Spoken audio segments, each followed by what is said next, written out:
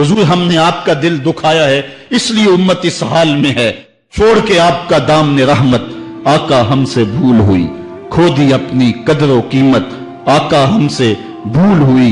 देख हमारी आंख बचोली, अपने सीने अपनी गोली। भूल गए हम दरसे अखुवत, आका हमसे भूल हुई। बन गए सीमों जर के बंदे, तन के उजले मन के गंदे। लुट गई हमसे फक्र की दौलत, आका हमसे भूल हुई। और अब सारी दुनिया के ठुकराए हुए हैं, तेरी गली में आए हुए हैं। खोल दे अपना बाबे रहमत, आका हमसे भूल हुई। मुझे बचपन की यादें ताजा हो रही हैं और अब्बास मिर्जा के वो अशार मेरे कानों में गूंज रहे हैं।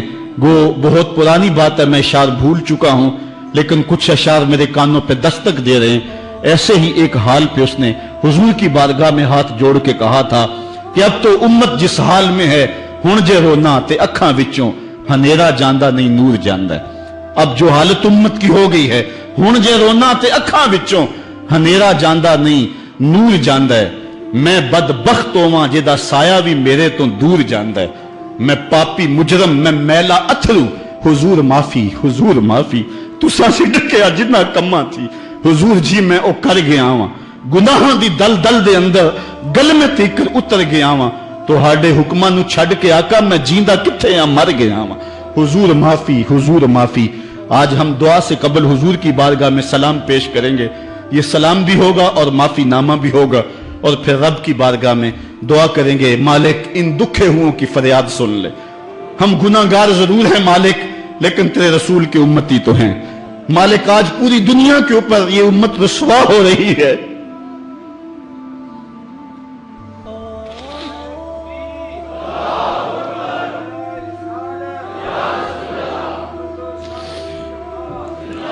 तुझसे फरियाद है ए गुंबद खजरा वाले, काबे वालों को सताते हैं कलीसा वाले।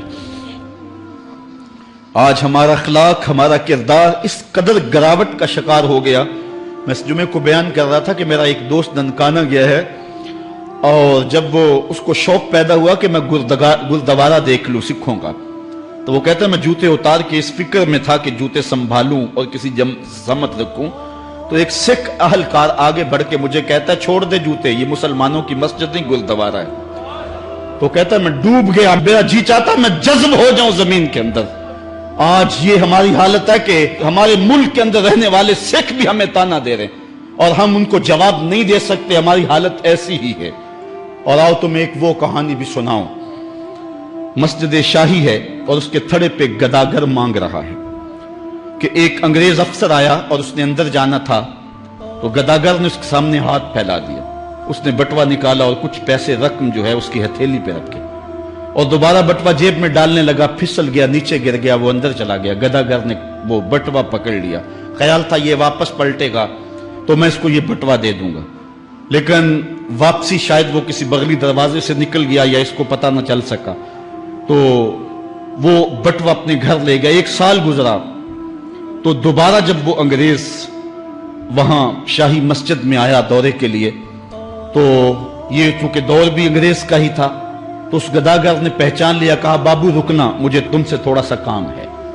खैर वो जल्दी से भाग के गया, घर से बटवा ले आया जिसमें हजारों रुपए थे, और उसने अंग्रेज को पेश किया। उसने हैरत से कभी कभी बटवे को देखता और कभी उसको देखता। कहा तुम्हें याद हो ना याद, तुम्हारा बटवा गिर गया था और मैंने संभाल के रखा हुआ। उसने कहा मैं ये नहीं देख रहा, मैं ये देख रहा हूं तुम गदागर हो जात के, और एक बटवा जिसमें इतनी करेंसी है, इतनी रकम है कि तुम अच्छा घर, अच्छा मकान और अच्छा कारोबार सेट कर सकते थे, और तुमने ये बटवा एक पूरा साल हो गया संभाल के रखा।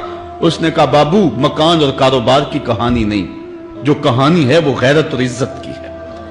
उसने कहा क्या कहानी है? उसने कहा तू ईसाई है और मैं नौकर हूं रसूलुल्लाह का, और कल कयामत के दिन अगर तेरे नबी ने मेरे नबी से कह दिया कि मेरे उम्मती का बटवा गिरा था और तेरे उम्मती ने उठा लिया, तो फिर मेरा नबी तो शर्मसार होगा। मैं गदागर जरूर हूं, बेगैरत नहीं हूं। उस दौर के गदागारों की कहानी ये आपको सुना रहा हूं, और अगर आज के शाहों की कहानी छेड़ूं, आज के वजीरों की कहानी छेड़ूं, आज के मशीरों की कहानी छेड़ूं, और आज के अहले सरमत की कहानी छेड़ूं, तो शर्म से सर झुक जाएं।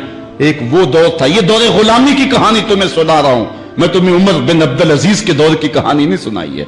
میں تمہیں عمر کے دور کی کہانی نہیں سنائی ہے، حضرت ابو بکر کے دور کی کہانی نہیں سنائی، میں تمہیں محمد عربی کے مدینے کی کہانی نہیں سنائی. یہ کل کی بات ہے کہ ہم عزتوں کی اس مسند پہ تھے. ایک گدھا کر بھی محمد کی آبرو کا اس قدر رکھوالا تھا، اور آج ہم کہاں گر گئے ہوئے ہیں. ذرا اپنے اندر اتر کے دیکھیں. ہن جے رونا تے اکھاں وچوں ہنیرا جاندہ نہیں نور جاندہ ہے. میں او بدبختاں جیدہ سایہ بھی میتھوں دور جاندہ ہے. میں میلا اتھلو، میں پاپی مجرم، حضور معافی، حضور معافی. تساں سی ڈکیا جنہ کماں تھی، حضور جی میں او کر گیا ہاں. تو ہاڈے حکماں نو چھڈ کے آقا میں جیندہ کتھے ہاں مر گیا ہاں. گناہاں دی دل دل دے اندر گل میں تیکر اتر گیا ہاں. حضور معافی، حضور معافی. ہم نے اللہ کے رسول سے بھی معافی مانگنی ہے، اور ہم نے اللہ سے بھی معافی مانگنی ہے. چاند کی گردش سے اور اس کی منازل سے حضرت انسان کو کچھ سمجھایا جا رہا ہے کہ جب تو پیدا ہوا تھا تو چاند کی طرح سارا زمانہ تیرا منہ دیکھنے آیا تھا. تو بھی اس وقت لوگوں کی توجہ کا مرکز بن گیا تھا، اور پھر منازل طے کرتا رہا. اور جوانی کی دہلیز پہ جب تم نے قدم رکھا اور تو بدر تمام ہوا، جب شباب کی بجلیاں تیری آنکھوں سے ٹپکنے لگی، تو پھر تیری نظر کا خمار بھی کئیوں کے دل لوٹتا تھا، کئیوں کی نیندیں اچاٹ کر دیتا تھا. جس طرح چاند جب جوبن پہ ہو تو چکور کا دل لرزتا ہے، اور سمندر میں جوار بھاٹا پیدا ہو جاتا ہے، لہریں اٹھتی ہیں، طوفان پیدا ہوتے ہیں. تو جب بندہ بھی جوانی کی دہلیز پہ ہوتا ہے تو وہ بھی طوفان اٹھاتا ہے، دلوں میں جوار بھاٹے پیدا ہوتے ہیں. تو وہ لمحے بھی آئے کہ تو نے دلوں کی بستیاں اور دلوں کی دنیا پر ہلچل پیدا کر کے رکھ دی. تیرا شباب لوگوں کی زندگیوں کے اندر گھلتا رہا، اور کتنوں کی نیندیں اچاٹ ہوتی رہیں. تیری زلف کے شکن کتنوں کا قرار لوٹ کے لے گئے. لیکن پھر وہ لمحہ بھی آیا، حتی آدھا کل ارجون القدیم. پھر بوڑھا ہو گیا، پھر تجھے کوئی دیکھنے بھی نہیں آتا، کوئی تجھ سے اداس بھی نہیں ہوتا، بچے بھی کترا کے گزر جاتے ہیں. کہا انسان ذرا چاند کی منزلوں کو دیکھ، یہی چاند کتنا پیارا تھا، اور آج اسی چاند کو کوئی دیکھتا بھی نہیں ہے. بچہ جب پیدا ہوتا ہے تو اس کی مسکراہٹ دل کھینچتی ہے، اور جب بوڑھا مسکراتا ہے تو اس وقت جو ہے لوگوں کی توجہ نہیں ہوتی.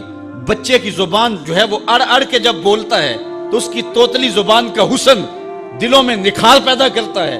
ماں بھی بلہاری جاتی ہے، باپ بھی صدقے جاتا ہے، بہنیں بھی جو ہے وہ قربان جاتی ہیں. تو بچے کا ٹوٹا لہجہ اور توتلی زبان خوشیوں کی ایک لہر ہوتی ہے. لیکن جب بڑھاپے میں فالج کی وجہ سے زبان میں لکنت آ جائے، اب توتلا پن پیدا ہو جائے، اب زبان اٹکنے لگے، تو بچے بھی مذاق اڑاتے ہیں. ایک لمحہ وہ تھا کہ زبان توتلی تھی تو حسن تھا، آج لمحہ وہ گیا کہ حتی آدھا کل ارجون القدیم. کھجور کی ٹہنی سے جب پھل توڑ لیا جائے، اب اس ٹہنی کو کون پوچھتا ہے؟ جب تک پھل آیا نہیں تھا وہ ٹہنی اچھی لگتی تھی، مالی سنبھال کے رکھتا تھا، جڑوں کو بھی پانی دیتا تھا، اور خیال کرتا تھا کہ کوئی ایسا نقصان نہ ہو کہ یہ پودا جو ہے وہ مرجھا جائے. پھر جوبن پہ آیا، اور جب کھجوریں لگیں تو اس نے پھر رسیاں بھی باندھی اور کھجوروں کو سنبھالنے کے لیے سب کچھ کیا. پھر جس دن اس نے اس ڈال سے پھل کاٹ لیا، اب وہ کھجور اجڑ گئی، اب اس کی وہ ٹہنی بے توقیر ہو گئی. انسان کی زندگی کا جب شباب لٹ جاتا ہے اور بڑھاپے میں جب وہ کسی قابل نہیں رہ جاتا، تو پھر اس کی بھی یہ مثال ہے، حتی آدھا کل ارجون القدیم، جیسے کھجور کی پرانی ڈال ہو. آفاق کے ہر گوشے میں قرآن سنا کر دم لینا، اب رکنا نہیں، اب تھمنا نہیں. فردوس میں جا کر دم لینا، آفاق کے ہر گوشے میں قرآن سنا کر دم لینا، اب رکنا نہیں، اب تھمنا نہیں. آفاق کے ہر گوشے میں قرآن سنا کر دم لینا، اب رکنا نہیں، اب تھمنا نہیں، فردوس میں جا کر دم لینا، آفاق کے ہر ہر گوشے میں قرآن سنا کر دم لینا، اب رکنا نہیں، اب تھمنا نہیں۔